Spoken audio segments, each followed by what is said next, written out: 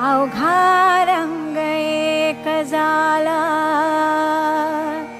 रंगी रंगला श्रीरंग।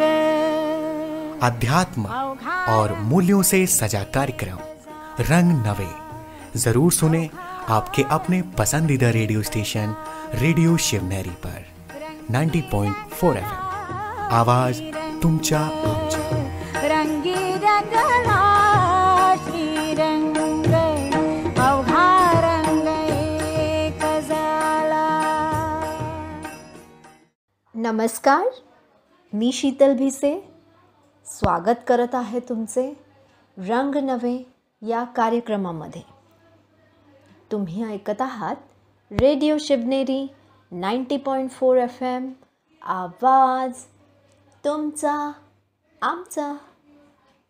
रसिक मंडळी, अध्याय 2 सांख्ययोग ऐकत होतो ना आपण मागच्या एपिसोडमध्ये। सगळ्यात महत्त्वाची गोष्ट, आत्मिक संपत्ती हीच स्थिर संपत्ती आहे ज्ञान योग सांख्य सिद्धांतानुसार। आत्मिक संपत्ती म्हणजे स्वधर्म, परधर्म त्याच्या उलट स्वतःचा धर्म। मग त्या धर्मयुद्धानुसार जेव्हा तुम्ही जीवनाच्या संघर्षामध्ये विजयी व्हाल ना, बॅटरी कशी चार्ज राहील तर जेव्हा आपण स्वधर्मावर चालू। काय आहे आपला स्वधर्म? सुख, शांती, आनंद, प्रेम, पवित्रता, ज्ञान, शक्ती या गुणांचा व्यवहारात वापर करत ह्या जीवनाचा संघर्ष करत जायचं। बॅटरी पण चार्ज राहील, धर्मयुक्त युद्धामध्ये आपण विजयी होऊ, नाहीतर कमजोर होऊ। ऐकलं ना आपण, जशी इम्युनिटी कमी झाली की व्हायरल इफेक्ट होतो, मग तसं आपण परिस्थितीच्या वश होत राहू, कमजोर होऊ, मनोबल कमी होईल आपलं। मग त्यामुळे ज्ञानयोग सांख्य सिद्धांतानुसार हाच आहे सांख्ययोग। मग आपण कर्मयोगाबद्दलही बोललो, सुरुवात केली होती। आज आपण कर्मयोगाबद्दल ऐकूयात, जे गीतेमध्ये पण आपण ऐकलंय। नर तू ऐसी करणी कर जो तू श्री नारायण बने, नारी तू ऐसी करणी कर जो तू श्री लक्ष्मी बने। म्हणजे साधारण नर नारी त्यांना ईश्वर आता जे श्रेष्ठ कर्म शिकवत आहेत ती करणी, ते कर्म केल्याने तुम्ही देवी देवतांसारखे श्रेष्ठ असणार। जसं एखाद्या मनुष्याने साधं चांगलं कार्य केलं, कोणाच्या वेळेला उपयोगी जरी पडलं तरी म्हणतात तू देवासारखा आलास। देवी देवता म्हणजे आपण आता ऐकलंय देवता, देणारे, ते शृंगारित असे देवता नाहीत। तर माणुसकी पण जपायची आहे आणि ते गुण, स्वधर्म 7 गुण असे द्यायला शिकायचे आहेत। देणारे देवता व्हायचं आहे आपल्याला। मग आपण कर्मयोगाबद्दल आज ऐकून घेऊयात, जाणून घेऊयात।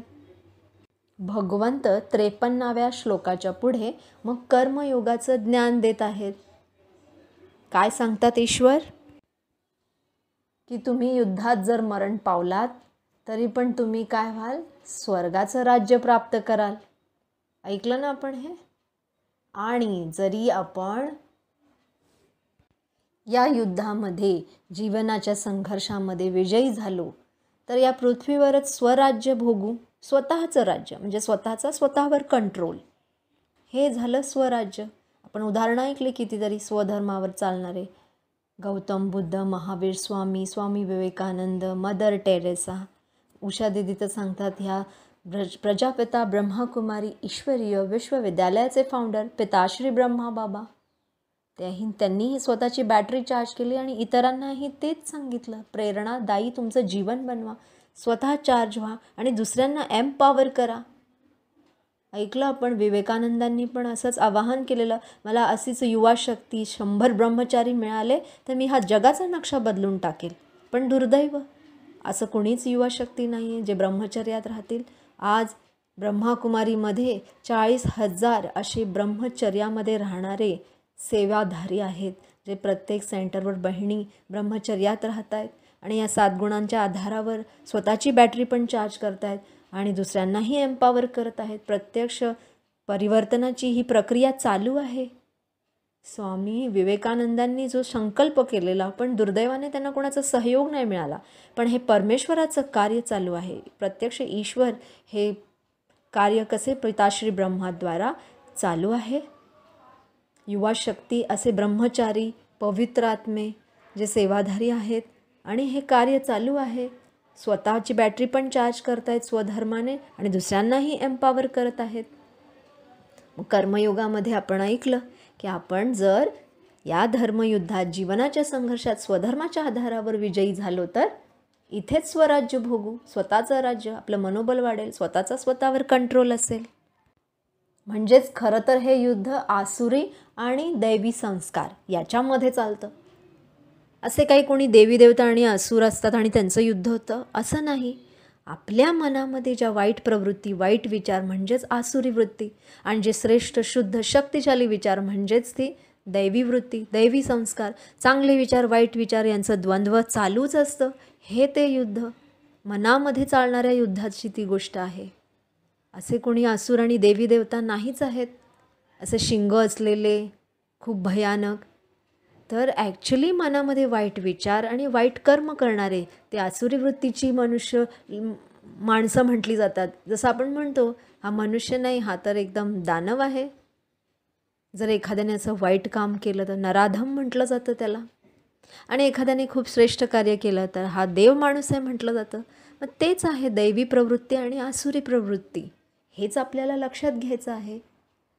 असे कोणी शृंगारित देवी देवता आहेत, पण ते खरे गुणांचा शृंगार आत्ता आपल्याला ह्या मनुष्य जन्मामध्ये करायचा आहे.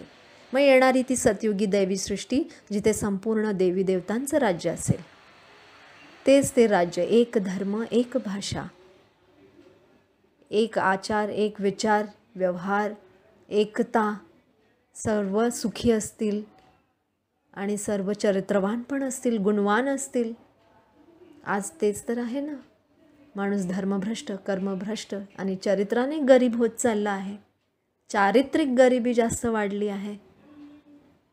कोणाला कॅरेक्टरबद्दल काही पडलेली नसते, सगळं चालतं. त्यालाच म्हणतात कलहक्लेशाचं युग, कलियुग अति होत चालले आणि म्हणूनच ईश्वराचं हे कार्य चालू आहे. जसं कोणी माणूस आपल्या आसुरी प्रवृत्तीवर विजय मिळवतो आत्ता ह्या मनुष्य जन्मामध्ये, जेव्हा ईश्वराचं कार्य चालू आहे तेव्हा येणाऱ्या नवीन सृष्टीत, सत्ययुगाच्या सृष्टीत तो देवपदाची प्राप्ती करतो असं ईश्वर सांगत आहेत. देवपद म्हणजे उच्च प्राप्ती, उच्च पदाची प्राप्ती होते, सात्विक प्रवृत्ती. आणि म्हणूनच ईश्वर म्हणतात की सात्विक प्रवृत्तीच्या आधारावर तुम्ही तुमचं जीवन जगलं पाहिजे.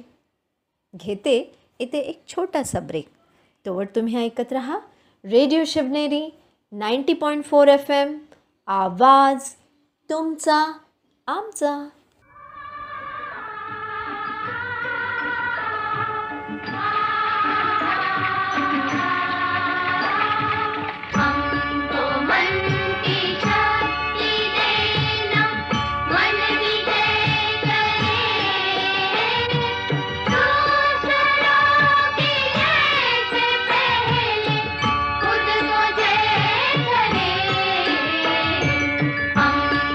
मन की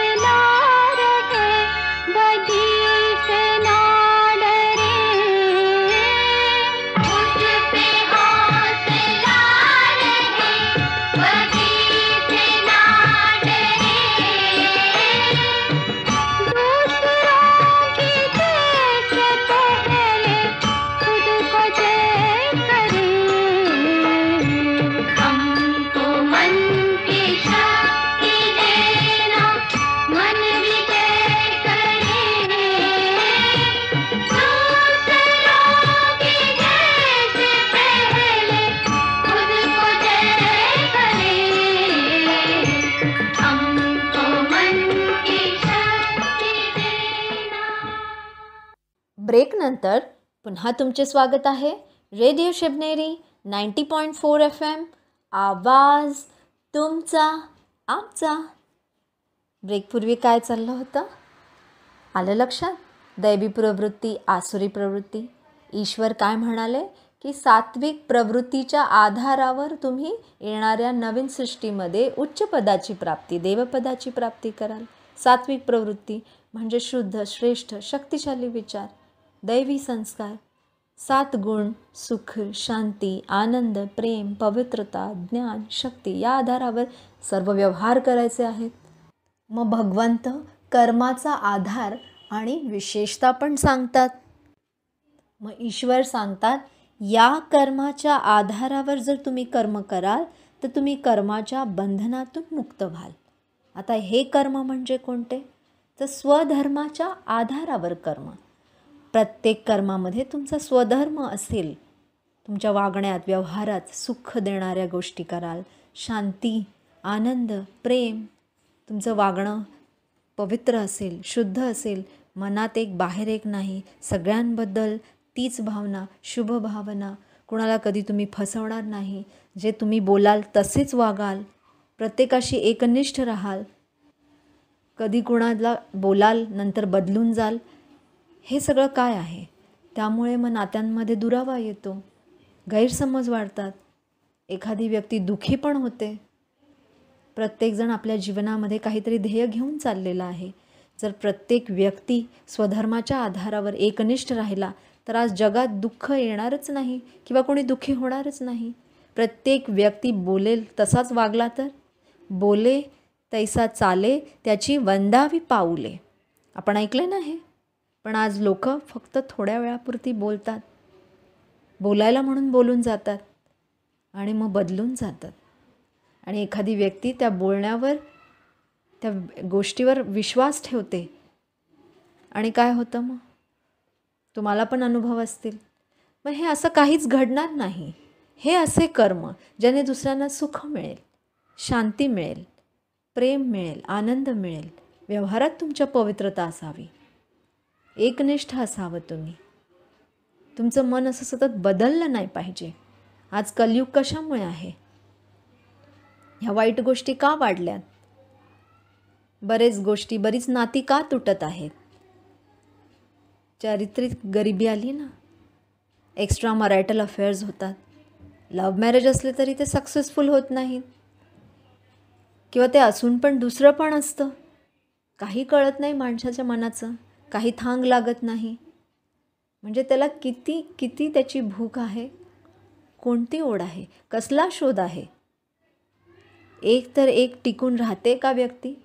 मग हे खूप महत्त्वाचे आहेत. हे कर्म स्वधर्मावर आधारित ते कर्म जर तुम्ही करत राहाल तर ईश्वर सांगतात तुम्ही कर्माच्या बंधनातून मुक्त व्हाल. कर्माचं बंधन कसं बनतं? जेव्हा व्हॅल्यूशिवाय तुम्ही अवगुणांना घेऊन जीवनामध्ये चालता. आता ह्या व्हॅल्यूजच आहेत ना, सुख, शांती, आनंद. तुम्ही म्हणाल सारखं हे रिवाईज होतं आहे, पण हेच तर खूप महत्त्वाचं आहे ना. किती आपल्याला हे लक्षात आहे? दिवसभरात तुम्हीच चेक करा. आजच्या दिवसभराच्या ह्याच्यात माझ्या व्यवहारामध्ये अशा गोष्टी होत्या, मी असं वागलो ज्याने कोणाला सुख मिळेल, माझ्यामुळे शांती राहील त्यांच्या जीवनामध्ये. असे काही कर्म तुम्ही असे केले नाहीत की कुणाच्या आयुष्याचं पूर्ण पॉईंटच चेंज झालेला आहे, टर्न झालं आहे त्यांचं लाईफ. असे तुम्ही बदलला तर नाही आहात. कोणाशी बोललात एक, वागलात एक. हे सगळं आपल्या स्वतःच्या मनाला आपल्याला विचारायचं आहे. मग तेच ईश्वर सांगतात अवगुण म्हणजे काय? खोटं बोलणं, फसवणं, वाईट गोष्टी, वाईट प्रवृत्ती. अवगुणांमध्ये भरपूर येईल. त्याच्या विरुद्ध सुख शांतीच्या विरुद्ध दुःख, अशांती, आनंद नाही, चिडचिड करत राहणार, प्रेम नाही, द्वेष, पवित्रता नाही मनामध्ये, अपवित्र वृत्ती, वाईट वृत्ती. मग हे अवगुण ह्या गोष्टीमुळे कर्म बंधनामध्ये आपण अडकत जातो. म्हणजेच काय, आपल्याला ते हेवी वाटू लागतं, मनात हलकापणा राहत नाही ना. मन हलकं शांत केव्हा राहील? चांगले श्रेष्ठ कर्म केले ते कसलीच भीती नाही राहत, कसलेच विचार येणार नाही. सगळं सरळ साधं सोपं असेल ना, पण आपण सरळ साधं सोपं असे कर्मच करत नाही, सगळं कॉम्प्लिकेटेड करून टाकतो. भावनेच्या वश होऊन एखादी गोष्ट बोलून जातो आणि नंतर पुढे जसं सत्य समोर येत राहील तर बदलत जातो. काही झालं, प्रत्येक व्यक्ती जी बोलेल तशी वागेल तर प्रत्येकाच्या जीवनात सुख राहील. म्हणून तर ती म्हण आहे, बोले तैसा चाले. आज लोक बोलतात फक्त बोलण्यापुरती आणि मग बदलून जातात. टेम्पररी असतं ते, मग ते काही असो, प्रेम असो, आकर्षण असो. आकर्षणच टेम्पररी असतं. प्रेम असेल तर ते सत्य असतं, निरंतर असतं, ते बदलत नसतं. आज माणसाला तेच माहिती नाही आहे, खरं प्रेम तो आकर्षणाच्या मागे धावत आहे. खरं प्रेम असणारी व्यक्ती कधी बदलतच नाही. मनुष्य हे 2.5 अक्षर प्रेम के तेच तर शिकला नाही, कारण प्रेमात तर शक्ती असते. आणि खरं प्रेम आकर्षणाच्या आधारावर तर कधीच नसतं. आणि आज तेच तर चालू आहे. आजची युवा पिढी आकर्षणाच्या मागे धावत आहे. खरं प्रेम त्यांना तर माहितीच नाही, त्यांना शिकवलं तरी समजणार नाही आहे, त्याची तेवढी शक्तीच नाही आहे. आणि म्हणून स्वधर्माची गरज आहे. मग ते स्वधर्म सोडून जर अवगुणांच्या आधारावर वाईट प्रवृत्तीवर कर्म करत गेलो तर आपण कर्मबंधनात अडकतो. मग काय विचार आहे रसिक मंडळी? कर्मबंधनातून मुक्त होऊ इच्छिता की कर्मबंधनात अडकत जायचं आहे? नक्कीच प्रत्येकाला वाटतं बंधन नसावं, फ्रीडम असावं. मग व्हॅल्यूज स्वधर्माच्या आधारावर प्रत्येक कर्म करा. सुखाच्या, शांतीच्या आधारावर आनंद, प्रेम, पवित्रता, ज्ञान, शक्ती हे जे गुण आहेत त्या आधारावर कर्म करा. मुक्त राहू आपण, म्हणजे फ्रीडम राहील, मन हलकं असेल. परंतु दुर्दैव, आज प्रत्येक व्यक्ती बंधनवालंच जीवन जगत आहे. सगळं कळतं आहे पण वळत नाही. संस्कारच इतके बनलेत खोटे बोलण्याचे, बदलण्याचे. बोलणार एक, वागणार एक, मनात एक, वागण्यात एक. त्यामुळेच ते बंधनामध्ये अडकत चाललं आहे. मन बोझल होत आहे. मनामध्ये वाढणार ना व्यर्थ विचारांचा कचरा, वेटेज. मन हलकं प्रसन्न तेव्हाच राहील जेव्हा आपण शुद्ध शक्तिशाली कर्म करू. कारण त्याचं बंधन कसं असेल, त्याची कसली भीतीच नाही. सगळं चांगलंच आहे, श्रेष्ठ आहे. कधीच कोणाला आपण फसवलं नाही आहे. जे बोललो तसे वागत गेलो सगळे. एकमेकांशी एकनिष्ठता राहील. प्रत्येकाची मनं सांभाळली. एकाचं मन दुखवायचं, एकासाठी दुसऱ्याचं मन दुखवायचं, एकाला खुश करायचं, एकाला हर्ट करायचं. त्यापेक्षा ती कला आली पाहिजे ना. योग्य वेळी योग्य निर्णय पण घेता आले पाहिजे. घेते इथे एक छोटासा ब्रेक. लगेचच परत येत आहे. तोवर तुम्ही ऐकत राहा रेडिओ शिवनेरी 90.4 FM. आवाज तुमचा आमचा.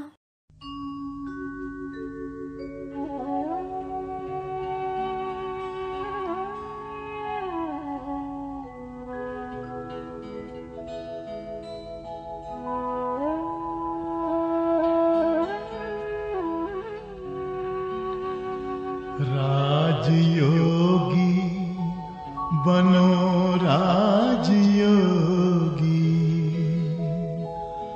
मेरे प्यारो बनो राजयोगी, राजयोगी बनो राजयोगी, मेरे प्यारो बनो राजयोगी, राजयोगी बनो राजयोगी।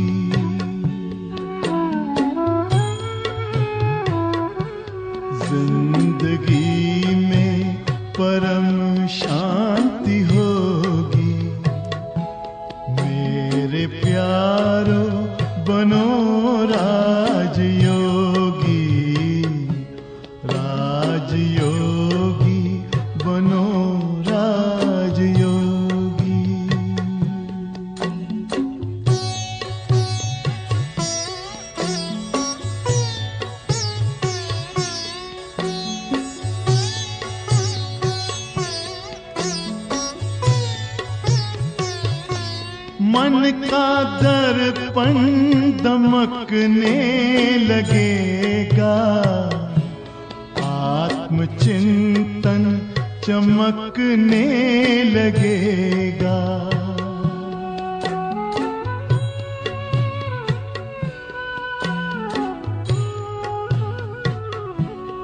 मन का दर्पण दमकने लगेगा, आत्मचिंतन चमकने लगेगा।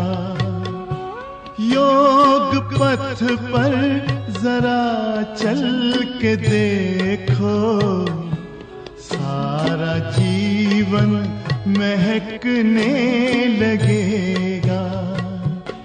सारी काया हो, सारी काया बनेगी निरोगी।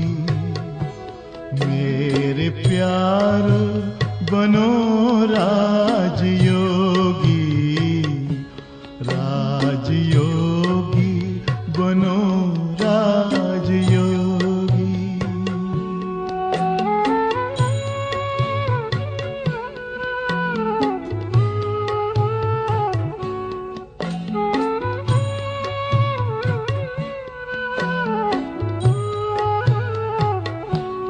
योग मानव को संयम सिखाता, संतुलन आचरण में लाता।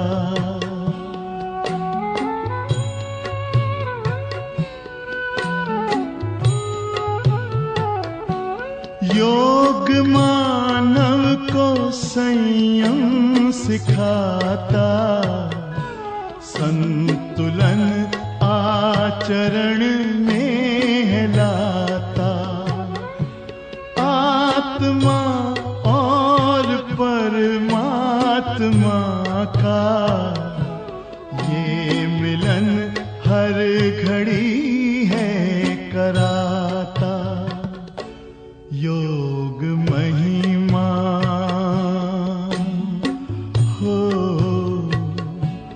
योग महिमा कभी कम न होगी।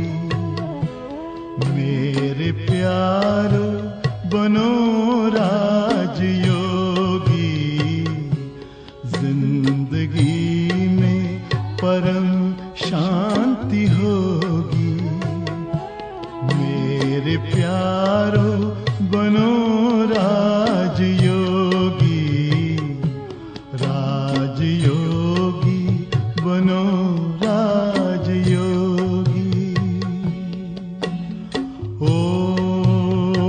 ओम शांति, ओम शांति, ओम शांति, ओम शांति, शांति, शांति, शांति, शांति। ब्रेक नंतर पुन्हा तुमचे स्वागत आहे रेडिओ शिवनेरी 90.4 FM, आवाज तुमचा आमचा. काय ऐकलं आपण ब्रेकपूर्वी? सिंपल, सरळ साधं सोपं कर्म करा, एकनिष्ठ राहा, जे बोलाल तसेच वागा. म्हणजे ती म्हण लक्षात ठेवा, सिंपल, बोले तैसा चाले, त्याची वंदावी पाऊले. आज वंदनीय का नाही आहे? कारण लोक बोलतात एक आणि वागतात एक, बदलून जातात, चेंज होतात. तेच नाही करायचं आहे आपल्याला. भावना होश होऊन एखाद्याला आपण एखादी गोष्ट बोलतो आणि पुढे पुढे गेल्यावर प्रॅक्टिकल सगळ्या गोष्टी स्पष्ट झाल्यावर बदलून जातो. हां, जर ती व्यक्तीच नाही आहे, ती निघून गेली आहे, ती बदलली आहे, तर तुम्ही तुमचा मार्ग बदला. पण त्या व्यक्तीला पण तुम्ही वाट बघायला लावता. त्या व्यक्तीच्याही मनात तुम्ही अजूनही काही गोष्टी पुरवत राहता आणि तुम्ही बदलूनही जाता. मग हे सगळं कठीण अशी कामं करू नका. म्हणजे कुठल्याच व्यक्तीला आपल्यामुळे त्याचं जीवन डिस्टर्ब होईल, त्याच्या जीवनाची दशा आणि दिशा बदलून टाकाल असे कुठले कर्म आपल्याला करायचे नाहीत. एवढं जरी प्रत्येकाने ठरवलं तरी प्रत्येक मनुष्य ह्या जगात सुखी असेल. कोणीच कुणाला फसवणार नाही. एक्स्ट्रा मरायटल अफेअर्स पण नसतील. प्रत्येकजण एकनिष्ठ असेल. मग आता कळलं कर्मबंधन काय? तर अवगुणांच्या आधारावर आपण जीवन जगतोय. मग त्यामुळे सगळं कॉम्प्लिकेटेड होत जातं.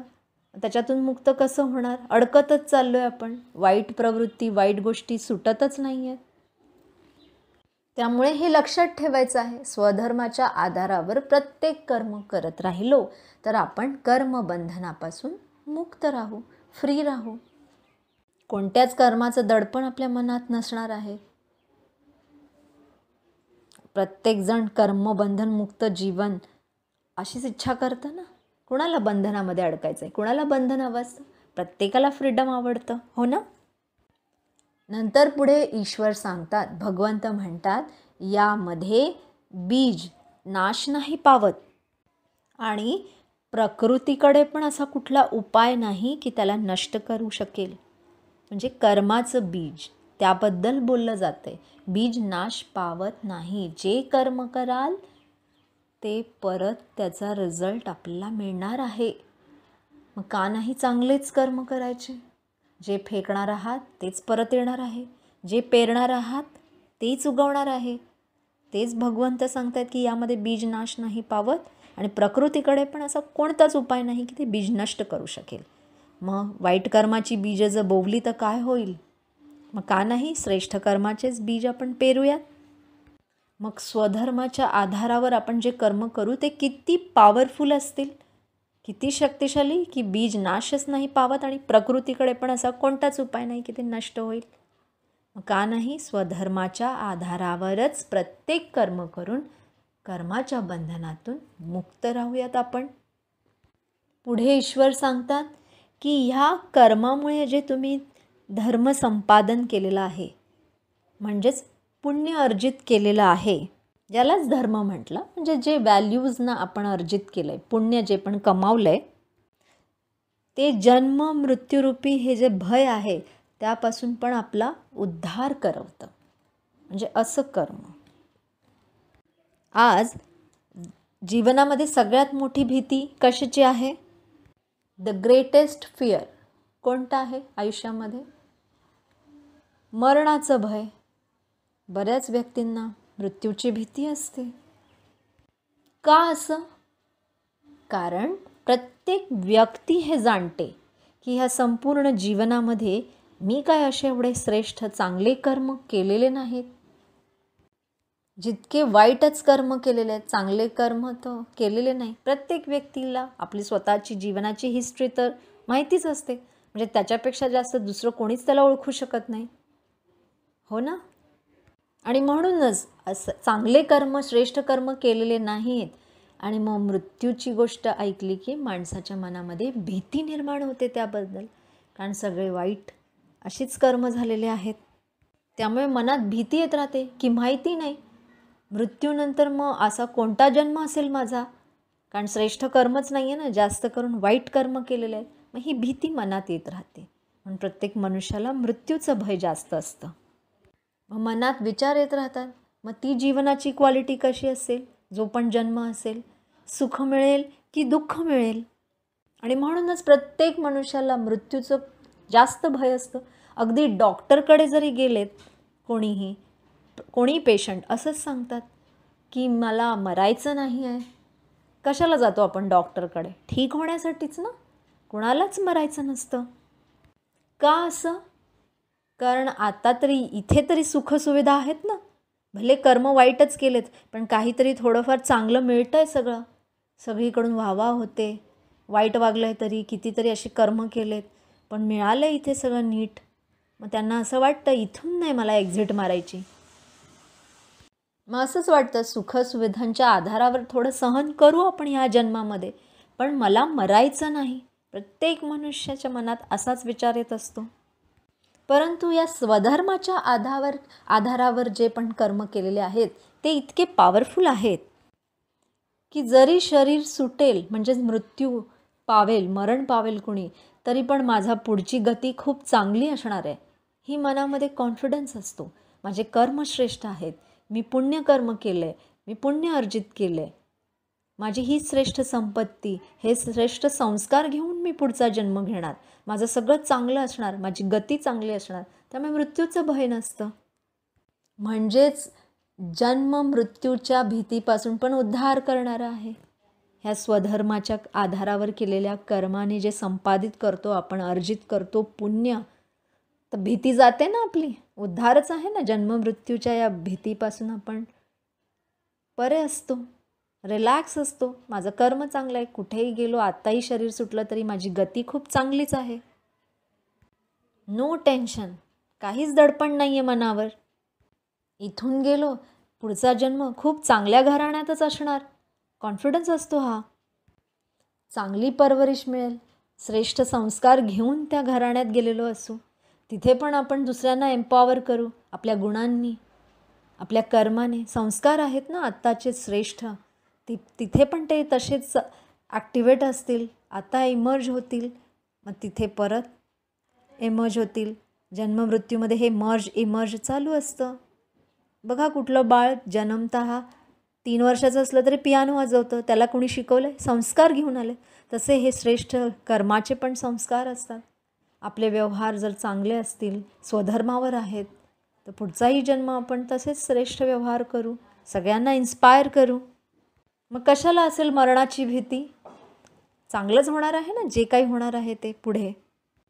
परंतु यामध्ये एक गोष्ट आहे, फक्त निश्चयात्मक बुद्धी असली पाहिजे, निश्चय असला पाहिजे आणि मग तसं त्या आधारावर कर्म करायचे आहेत. संशय बुद्धी नसली पाहिजे. म्हणजे काय आता ते आपण ऐकूया पुढच्या भागात. तोवर तुम्ही ऐकत राहा रेडिओ शिवनेरी 90.4 FM, आवाज तुमचा आमचा.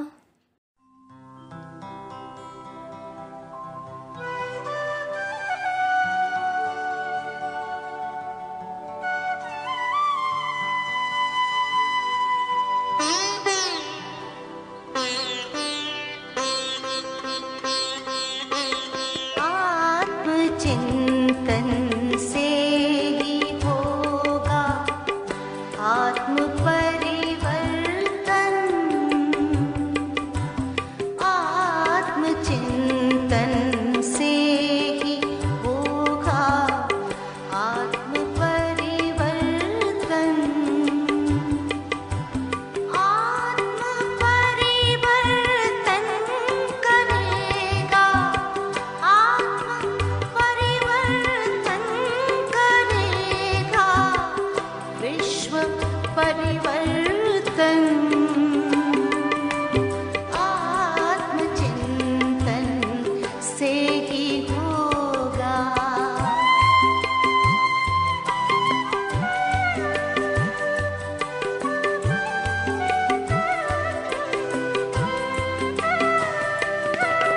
विश्व के कल्याण हित कुछ एक पल को लीजिए, विश्व के कल्याण हित कुछ एक पल को लीजिए, शांत और एकांत मन में ध्यान इतना दीजिए, शांत और एकांत मन में ध्यान इतना दीजिए. हम कौन आए क्यों यहाँ, हम कौन आए क्यों यहाँ, करें आत्म अन्वेषण, आत्मचिंतन से ही होगा आत्म परिवर्तन, आत्म परिवर्तन